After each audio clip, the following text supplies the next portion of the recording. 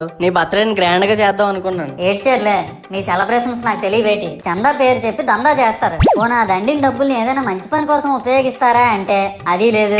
పైగా నా విగ్రహాన్ని కొనడానికి పెళ్లి సంబంధాల్లో పిల్లని చూడడానికి వెళ్ళినట్టు పలోమను 10 మంది వెళ్తారు. అందులో ఒకడికి ఆ బొమ్మ నచ్చిందని, ఇంకోటికి ఈ బొమ్మ నచ్చిందని. నా కర్మ ఏంటంటే అక్కడ ఉన్నవన్నీ నా బొమ్మలే. మళ్ళీ తీరా 10 మందికి ఒక బొమ్మ నచ్చాక అమ్మేటోడు అలుసుగా తీసుకొని 10,000 15,000 అని బాంబు పేలుస్తాడు. ఎందుకురా బాబు ఇంత రేట్ అంటే కలకత్తా నుంచి తెప్పించామంటాడు. నాకు అర్థం కానిది ఏంటంటే ఎక్కడైతే నేను కలకత్తా నుంచి అయితే నాకన్నా మొనగాడు వస్తాడా, అక్కడ కూడా నేనే కదా. ఇలా నన్ను బజార్లో పెట్టి బేరం ఆడి నా మొహానికి ముసుగేసి వ్యాన్ ఎక్కిస్తారు. ఆ వ్యాన్ డ్రైవర్ గాడు నేనున్నానని కూడా చూడకుండా ఏదో ఆలోచించుకుంటూ డ్రైవ్ చేస్తా గతకల్లా గబ్బి గుబ్బి అని తించేసి నా కాల్లో చెయ్యి ఎరగొట్టేస్తాడు. ఈ విషయం చందాలు ఇచ్చిన చిన్నోళ్ళకి తెలిస్తే మళ్ళీ ఇరిగిపోయిన బొమ్మ పెట్టకూడదని ఏ బొమ్మ రాసి కవర్ చేసేస్తారు. సరేలే, జరిగిందేదో జరిగింది, నా భక్తులే కదా, కూల్ బ్రో అని చిల్లయ్యే లోపు నన్ను పందిర్లో పెట్టి ముసుగు తీసి నాకన్నా పొడుగుండే సౌండ్ బాక్సులు 2 నా చెవులు పక్కన పెట్టి డీజే గణేష్ బ్రో అని చెప్పి నా పాటలను కూని చేస్తారు. సరేలే పిల్లలు కదా, ఇప్పుడు కాకపోతే ఎప్పుడు ఎంజాయ్ చేస్తారు, కాసేపట్లో పూజ స్టార్ట్ చేస్తారని వెయిట్ చేస్తా ఉంటే ఆ 5 రూపాయల వ్రతకల్పన బుక్ చూస్తే అది ఎక్కడ లేని కోపం వస్తుంది. ఏరా నాకు అర్థం కాదు, ఎన్ని సంవత్సరాల నుంచి నా పూజలు చేస్తున్నారు, ఒక్కడికి నా కథ గుర్తుండదేట్రా యాదవ్ వల్లారా. ఓ నా బుక్ లో చూసిన దాన్నైనా తిన్నంగా చదువుతారా అంటే అది ఉండదు. ఏదో బాగా అటర్ ఫ్లాప్ అయిపోయిన తెలుగు సినిమాకి రివ్యూ చెప్పినట్టు చదువుతారు ఒక్కొక్కడును. ఇంకా తర్వాత 9 రాత్రుల పాటు నాకు ఎన్ని సినిమాలు చూపించాలో అన్ని సినిమాలు చూపిస్తారా.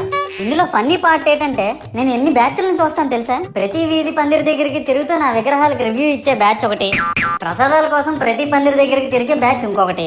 ఇంకా దరిద్రం ఏంటంటే నాకు కొట్టిన కొబ్బరికాయలు ఏమైనా మిగిలిపోయేమో వాటిని తీసుకెళ్లి పచ్చడి చేసుకుందాం అనే బ్యాచ్ ఒకటి.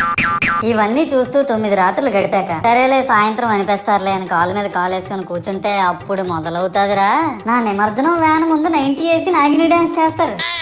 అంటే నాకు అర్థం కాదు, 9 రోజులు వాళ్ళతో కలిసి ఉన్నానని నన్ను కూడా వాళ్ళ ఫ్రెండ్ లా ట్రీట్ చేస్తారా ఏంటి? అబ్బా అబ్బా అబ్బా అబ్బా, మునిగినంత వరకు మనశ్శాంతి ఉండదురా బాబు నాకు. అంటే ఆ మాత్రం హడావడి లేకపోతే నీ గొప్పతనం 10 మందికి ఎలా తెలుసా స్వామి? ఇవన్నీ నీకు గొప్పలాగా ఉన్నాయారా. ఇప్పుడు 100-200 అడుగులు నా విగ్రహాన్ని తయారు చేస్తారు. నేను స్టడీగా నించుంటున్నాను కాబట్టి నాతో సెల్ఫీలు దిగుతున్నారు. అదే నేను రింగ్ రోడ్ లో నడిచాను అనుకో పరిస్థితిరా. చూడు మహేష్, పిడికిడంత పసుపు ముద్దలో నేనున్నానని భావించి మనస్ఫూర్తిగా దండం పెట్టుకో చాలు. ప్రతి సంవత్సరం పెరగాల్సిందే నా విగ్రహాల యొక్క పొడవు కాదు, మానవుని యొక్క బుద్ధి.